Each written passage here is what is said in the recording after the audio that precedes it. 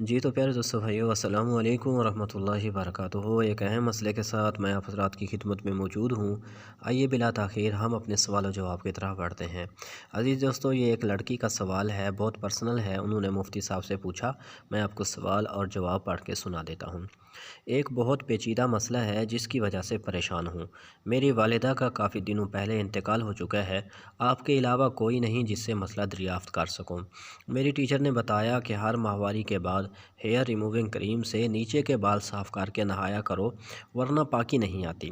کسی نے بتایا کہ 40 دن کے بعد ایک دفعہ بال صاف کرنے چاہیے، ہر ماہواری کے بعد ضروری نہیں۔ براہ مہربانی جلد جواب سے نوازیں تاکہ میری یہ الجھن دور ہو سکے۔ جواب سماعت فرمائیں جو حضرت مفتی صاحب نے لکھا ہے۔ حضرت جی فرماتے ہیں، بیٹی آپ نے انگریزی الفاظ لکھنے کی خوب مشق کی ہے، حالانکہ میں انگریزی نہیں جانتا۔ لڑکی نے سوال میں انگریزی ورڈز یوز کیے تھے۔ بہرحال غیر ضروری بال ہر ہفتے صاف کرنا سنت ہے اور 40 دن تک صفائی نہ کی جائے تو جائز ہے، اور 40 دن کے بعد بھی صفائی نہ کرنا گناہ ہے۔